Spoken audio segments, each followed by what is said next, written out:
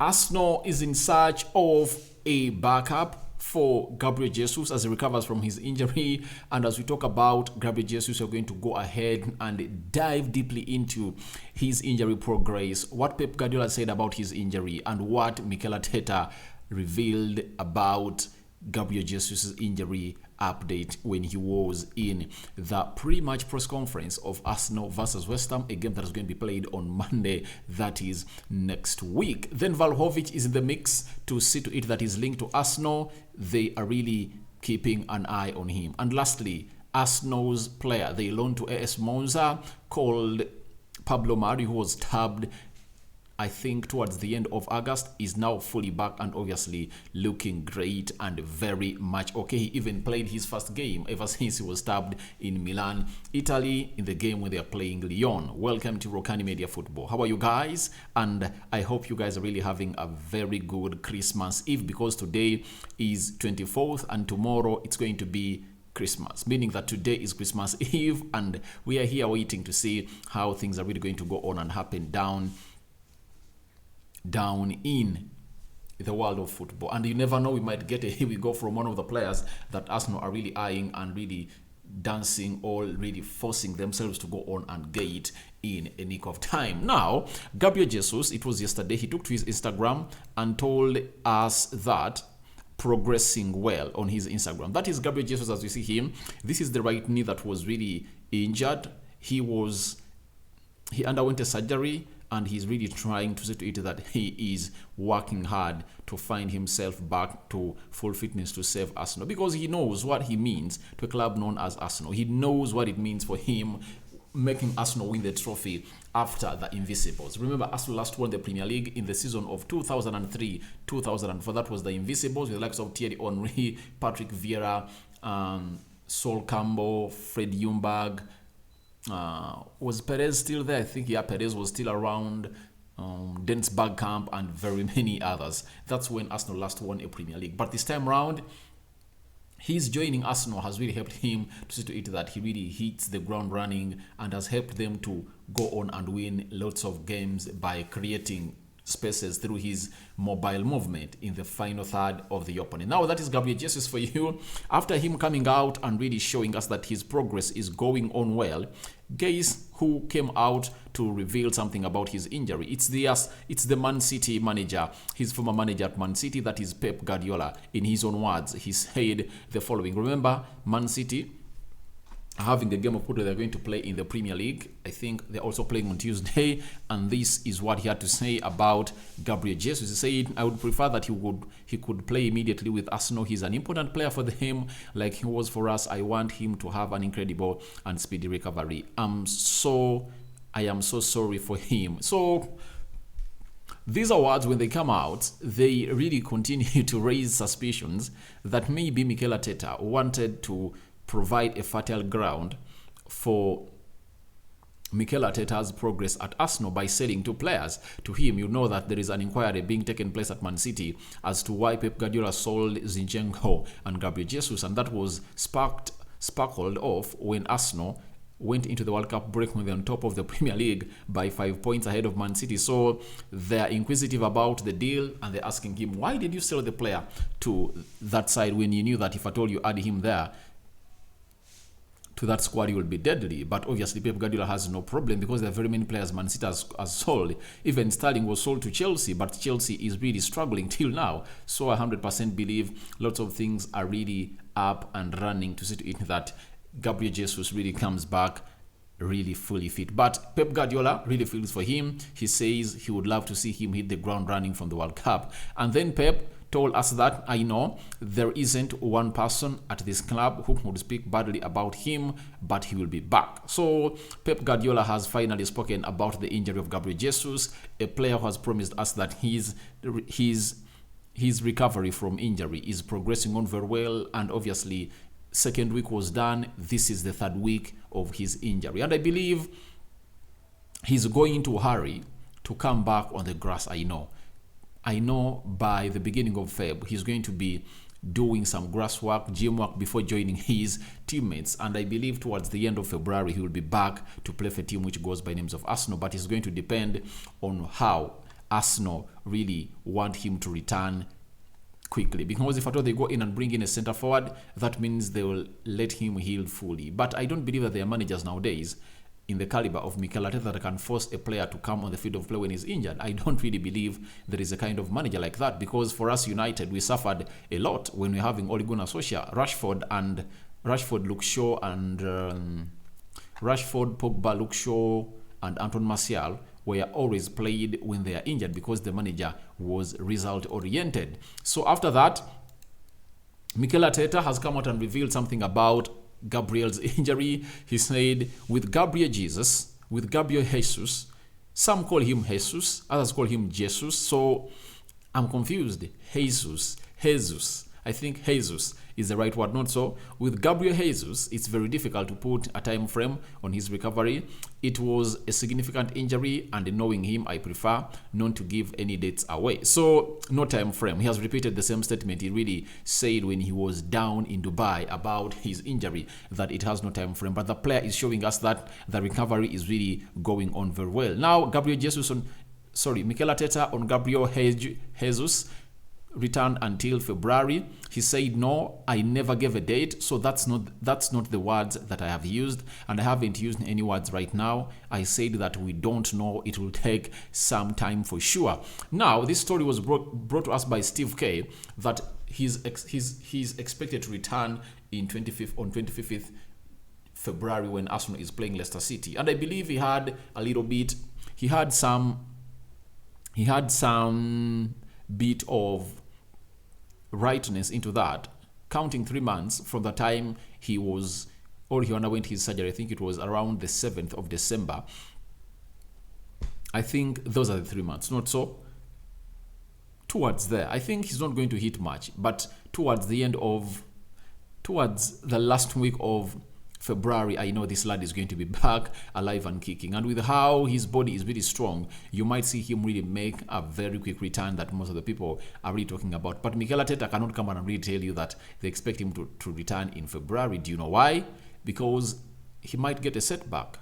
Obviously, you'll have to go on and sit in front of the media and tell them that, please, and explain to them why he lied or what brought up the setback. And nowadays, managers don't really talk about the time frame the player is going to spend off the pitch undergoing healing because of the surgery until the player returns back in first team training. That's when they tell us that the player is back and doing well. So that's what Mikel Arteta had to tell us about a player known as Gabriel Jesus. Now, lastly, about Mikel Arteta, he told us that Jesus is going through surgery, so that's the extent of the injury. We will be in the market, always active. That's what I said, and we will access the biggest opportunities that we have. Now, amongst the biggest opportunities that Arsenal have, it's this one that has been confirmed to us by Tom Arnold, Time Sport, via David.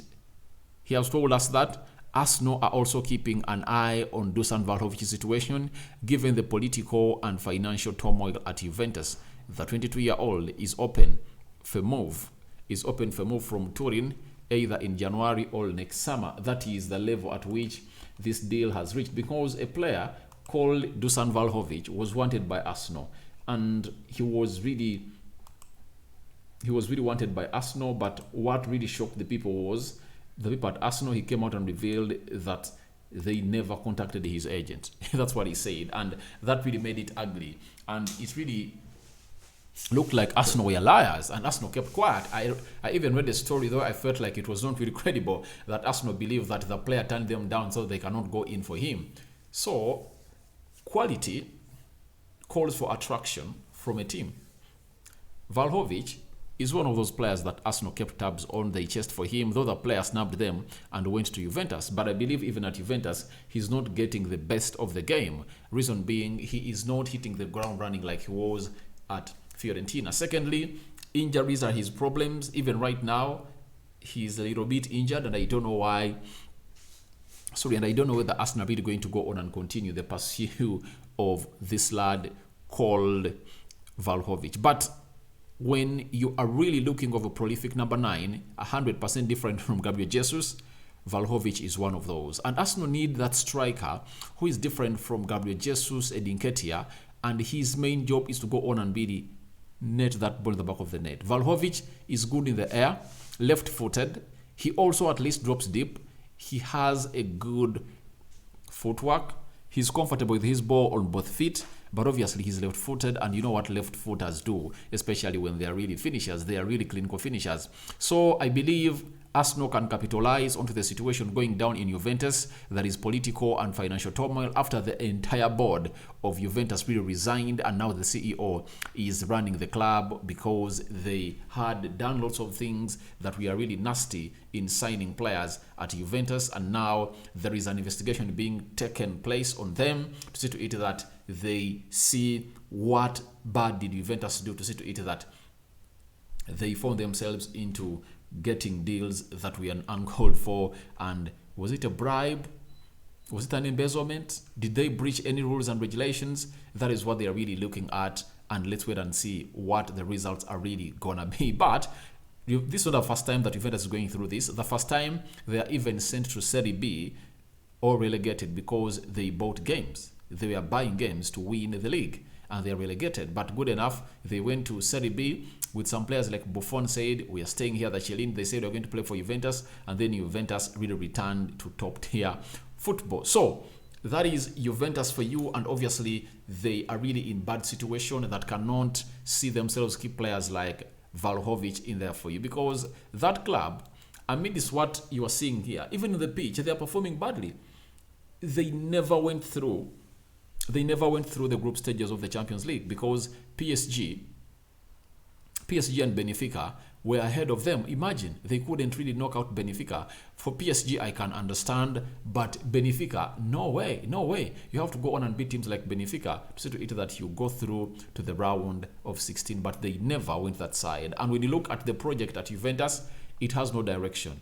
The project at Arsenal is more convincing than the project at Arsenal than the project at Juventus. You know, because some people will go in and say, but Juventus is a bigger team and they are considered to be they've been playing the Champions League and they are going to go on and qualify. But a player like Vlahovic is not there to do that. He wants to be playing for a team that is going to be doing this consistently with a right plan that will see him really do the needful in the jersey of that club. And it's always ruins and hurts a lot when a player like Vlahovic scores goals to a team that cannot really see him noticed. I know there are players that go ahead and really score goals and their goals are not noticed, and they don't make those names. Do you know why? Because when your team is performing badly, even if you put in those goals, you are going to stay unnoticed. But at Arsenal, if at all Vlahovic really manages to come at Arsenal needs him. By the way, if you tell me that Vlahovic, João Felix, Cody Gakpo, who do you go in for? I tell you Vlahovic. Do you know why? His movement is really great. He's having a very good aerial prowess. And with Arsenal having players that can really cross those balls, I think it can help them escape certain teams. You know, sometimes it's hard for Arsenal to go on and really go high, all with that ball, or those crosses that are really pinpointing, all inviting in the 18-yard box area of the opponent, because they don't have good headers of the ball. That's it. But when you're having Vlahovic, that will enable or spark off the ability of Kientieni that has not been so important this season, of his aerial crosses. The same applies to Ben White. He can go in with that aerial cross. And the likes of Bukayo Saka and Martinelli, they can go in that aerial cross because they know there is a player called Vlahovic who can go ahead and really win those aerial balls. So I believe, to me, Vlahovic is a better suit for Arsenal than João Felix or Cody Gakpo as they go on and wait for the recovery of Gabriel Jesus. So I believe we might get shocked by Arsenal because stories are everywhere that Arsenal really has the money. And I've told you that Arsenal have the money. They have the money because in the summer, they have a balance of close to 80 million. They sold players for like 30 million pounds, meaning that they have close to 120 million pounds to spend in January. And there is no way they can't go to spend that amount of money. If they don't spend, their fans are really going to be pissed because they have put themselves in a position of winning the Premier League. 5 points clear ahead of Man City. The run or the race is still going on. Now, Leaving Vlahovic at that, allow me go to Italy and talk about Arsenal's player known as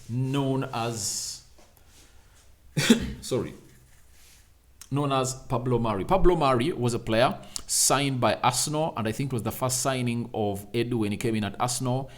Then he has been loaned to Italy. He was at Udinese last season. This season they loaned him to AS Monza, that is owned by Berlusconi in Milan, but unlucky enough he was stabbed towards the end of August, and he has been out for some months. Then he returned and he started to train, but today we've been told that this man has even gotten back into the team of AS Monza.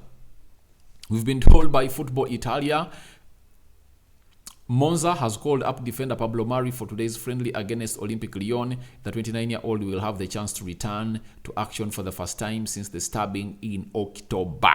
Oh, so it's October, not August.